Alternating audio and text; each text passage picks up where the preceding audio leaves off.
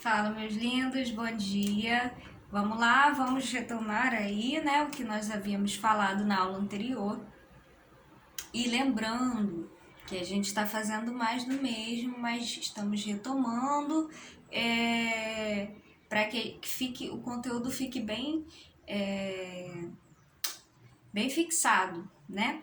E fazendo também uma comparação com a gramática que a gente está usando, lembra a gramática do Bechara. Se vocês tiverem, gente, a oportunidade, eu não estou falando assim, né? Se vocês tiverem a oportunidade de conseguirem uma gramática para analisar, né? Ou ainda tiverem condições de comprar, ou se vocês tiverem alguém que empreste para vocês, enfim, é muito bom você ter uma gramática para que você consiga analisar a posição, né, a posição daquele autor em relação ao conteúdo, não se limitar apenas ao conteúdo do livro, né, mas é importante que você tenha uma gramática. Eu não estou falando que tem que comprar e tal. Eu falei que se vocês tiverem condições de ter uma gramática, ou a do Celso Cunha, ou a do Bechara, né, ou a do Azeredo, do Segala, seja qualquer gramática, até do Sacone também, o que for, tá? Para que vocês consigam ler esses assuntos, ver a forma como eles trabalham, a forma como eles pensam nessas questões e o que a gente está estudando, sobre o assunto que a gente está estudando, que é a morfologia. Então, a gente está lá no Bechara também, tá? Na página 44 do livro de vocês, que fala assim, sobre os processos de formação de palavras, né? Ainda sobre os processos de formação de palavras. E aí ele começa com a derivação, tá? Então, processos de formação de palavras.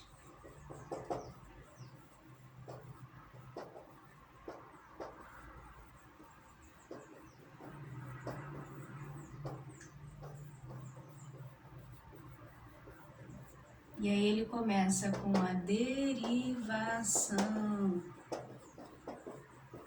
A gente sempre vai ter assunto para falar quando a gente trata de processo de formação de palavras. O que eu queria dizer, na verdade, né, é que tem uma parte da gramática do Bechara que ele começa falando das renovações do léxico. E aí ele entra na questão dos neologismos. Você lembra o que é o neologismo? O neologismo são criações de novas palavras que penetram na nossa língua por diversos caminhos, né? Isso segundo ele. Então, basicamente, né, quase todas as palavras sofreram, em algum momento da história, modificações, né? Se a gente for ver a história de lá do português, se a gente for pegar uma gramática histórica, se a gente for comparar com o latim, com a evolução do latim, né? E aí até chegar ao português, a gente vai ver que, nossa, as palavras sofreram muitas, né? Palavras foram criadas a partir de outras que já existiam. Então, todas elas basicamente foram neologismos em algum momento, né? E aí, quando a gente fala de neologismo hoje, né, são palavras que hoje são formadas por outras, a partir de outras que já existem, mas que ainda não foram incorporadas à língua, né, propriamente dita, ao nosso vocabulário, ao nosso dicionário, né? E aí ela passa por um processo de adaptação até que algum dia ela seja, né, dependendo do uso que a gente faz, né, de certas expressões. Então, tudo tem a ver com a utilização dessas palavras no dia a dia. A gente vai falando tanto, e daqui a pouco ela já está incorporada no nosso vocabulário, daqui a pouco ela já está até no dicionário, no nosso dicionário, né? Se a gente for digitar lá no Google, a gente tem até um dicionário informal, né? Que é bom também. Bom, então, ele fala da questão das renovações do léxico. Por que ele fala das questões da renovação do léxico? Porque ele fala assim, o primeiro deles é mediante os elementos, e aí ele fala palavras, prefixos, sufixos já existentes no idioma, quer no significado usual, quer por mudança do significado, o que já é um modo de revitalizar o léxico da língua. Então, lembra que eu falei do léxico? Né? O léxico, ele tem a ver mais com essa questão tanto da forma quanto da significação, né? Lembra dos morfemas lexicais, que são mais significativos, eles têm mais... diferente dos morfemas gramaticais, né? Que são aquelas formas presas, são aqueles morfemas que dependem ali de estar, né, unidos, né, ao radical, enfim, né?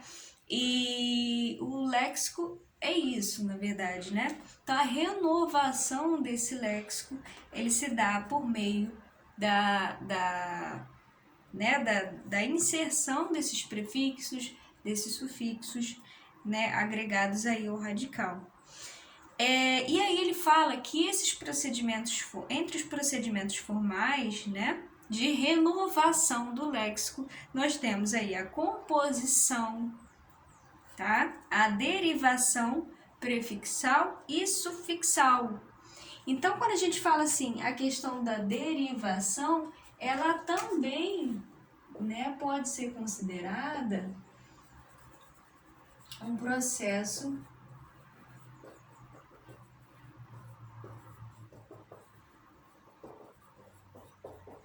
de renovação do léxico.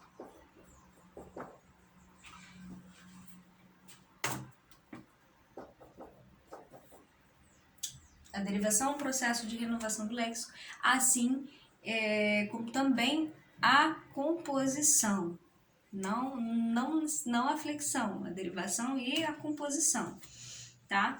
E a derivação sendo prefixal ou sufixal, ok? E aí ele fala assim, em relação à derivação, né? A derivação consiste em formar palavras de outra primitiva por meio de afixos. Isso aí a gente já sabe, né? Então, forma palavras, forma novas palavras por meio dos afixos. O que são os afixos, né? São os prefixos e os sufixos, que a gente chama de afixos, né? Tá? São membros de um mesmo corpo. É como se fosse assim, o corpo é o afixo. Não tem como você separar as mãos, os braços e as pernas, né? Então, os braços e pernas, prefixos e sufixos, mas o corpo todo é o afixo. Então, o afixo, ele tanto quer dizer o prefixo e o sufixo, né? São membros de um mesmo corpo, tá bom? De modo geral, especialmente na língua literária e técnica, os derivados se formam dos radicais de tipo latino em vez de tipo português. Então, a maioria dos radicais, né, são latinos, quando este sofreu a evolução própria da história da língua. Então, aí o português sofreu, né, a evolução na história da língua, e a gente sabe que o latim é a língua base, a língua mãe, né, do português. E aí, basicamente, essa história toda começou por aí, né? Então, aí ele dá um exemplo, áureo. Deixa eu apagar aqui, ó, para que vocês vejam. Ele dá o exemplo, áureo, do latim, né? A gente tem também áureo e não ouro. Ó, áureo e não ouro. Capilar, que também veio de capilus, de pilus, né? A gente tem pilus, né? Do latim, capilar. E não cabelo. né? Por isso que é importante, eu sou a favor da volta do latim para a escola, porque vai fazer muito mais sentido a gente entender essas palavras aqui, da onde que de onde elas vieram, né? Aurícula e não orelha. Aurícula, olha só, né? Aquele aparelho auricular, né? Essas palavras todas são latinas, são radicais latinos, né? Aurícula e não orelha. E por aí vai, tá, gente? Tem várias. Os afixos se dividem em português em prefixos, se vem antes do radical, ou sufixos, se vem depois. Isso segundo Bechara, né? Daí a divisão em derivação prefixal e sufixal. Então, aí a derivação prefixal, né? E vocês podem acompanhar até na página 44 do livro, no caso aí da derivação prefixal, você tem, aí o Bechara também fala aqui, no exemplo. A derivação que a gente tem a prefixal, né? E a derivação sufixal. Ora, derivação prefixal, você tem a reter, você tem deter e conter. Ele fez essa sequência, né, de verbos com o verbo ter, né, para poder justamente vocês perceberem a comparação, né, da retirada desses morfemas. Aqui, ó, você tem basicamente o mesmo radical, ó, do verbo ter, né? Ter. Então, são os derivados do verbo ter. Então, reter, deter e conter. Então, basicamente, todos eles sofreram processos de derivação prefixal. Da mesma forma, você tem livraria, livrinho, libraria, livrinho e livresco. Muito usado o livresco, né? Então, aí, ó, a partir de um mesmo radical que você consegue perceber aqui, que é livre, né? Você tem aí sufixos diferentes. O que varia, na verdade, né, é o sufixo, é a parte final, né, dessas palavras aí que a gente chama de sufixo, certo? Esses são exemplos do Bechara. E aí ele tem uma observação. Os prefixos assumem valor semântico, ou seja, eles têm um sentido, um significado, que empresta ao radical um novo significado, patenteando assim a sua natureza de elemento mórfico de significação externa subsidiária. Então, basicamente, eles dão, né, os prefixos, eles dão um novo sentido àquela palavra, certo?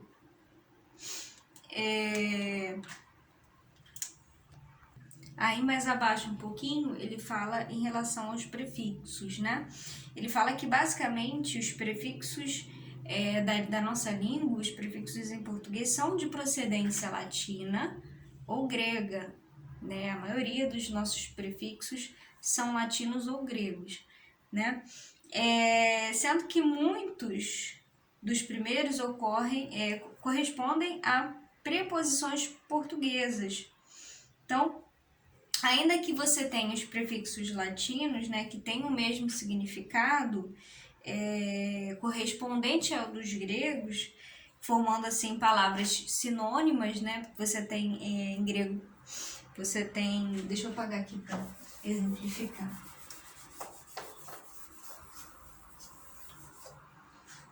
Ele fala assim, palavras sinônimas, estas, né, em regra, não se podem substituir mutuamente, porque tem esferas semânticas diferentes. Então, você tem, por exemplo, transformação e metamorfose.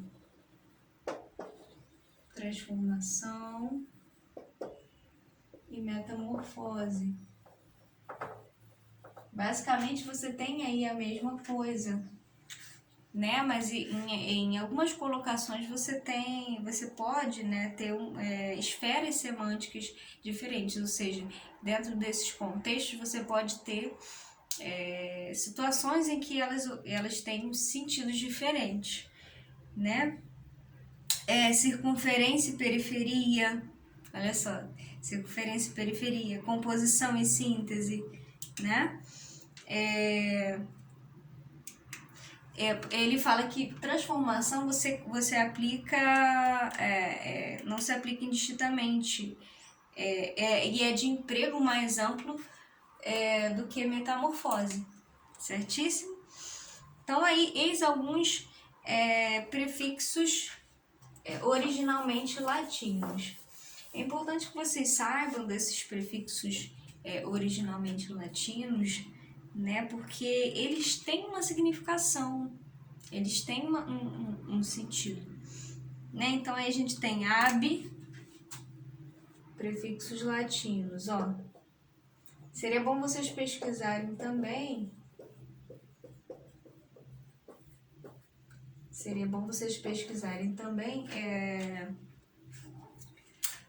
Em algum lugar, né? É importante que vocês pesquisem esses prefixos latinos e gregos, né? Então você tem lá, por exemplo, ab ou abs, e aí deu abstrair com noção de afastamento, sentido de afastamento, olha que interessante, né? Afastamento, sentido de separação, também pode ser, ó, tô dando só alguns exemplos, tá, gente? Afastamento, separação, como, olha o exemplo das palavras, ó, você tem abstrair. O que é abstrair? Não é você separar de alguma forma, você se afastar. Ai, abstrai isso aí da sua mente, né? Você tá com tanta coisa na sua cabeça, aí você abstrai. Você separa aquelas preocupações e se insere em um outro lugar. Olha que interessante isso, né? Ad, olha só. Ad, ou ainda a, né? Tem o sentido de movimento para. Movimento para. E aí tem outros sentidos também, adicionamento, passagem para outro estado, ó. Às vezes não tem uma significação própria. Então, ó, apor, adjunto, né? E tem vários, tá? E aí ele vai falar assim, não confundir com a sem significação de certas palavras, como a levantar, a sentar, aí você tem um outro tipo de a. E ainda tem um a prefixo com valor de negação, né? Aluno, por exemplo, é sem luz, né? Você tem lumos, que é a luz, né? E o a como prefixo de negação, não é nem de negação, é de ausência de algo, né? Aluno sem luz. Desculpa aí, gente. Perdão. Então a gente tem anteriormente, precedência, no tempo, no espaço. Aí você tem antessala, antilóquio, antivéspera. E por aí vai. Bis, olha que interessante. Bis significa dois, duplicidade. Tanto é que tem aquele chocolatinho bis, né, que de repetição, essa é a questão mesmo, de repetição. Então, bisneto, biciclo, binóculo, olha só. Biscoito, vocês sabiam que biscoito 2 vezes cozido? Olha só que interessante, né? De movimento para baixo, de separação, intensidade, ó, depenar, decompor, etc, etc. Ex, movimento para fora, a gente sabe, né? Ex, movimento para fora. Esvaziar, né? Evadir, expatriar, expectorar e por aí vai. Então a gente continua falando disso na próxima aula e aí a gente entra também na questão da derivação sufixal, tá? Dos sufixos aí que nós temos. Beijos, tchau, tchau.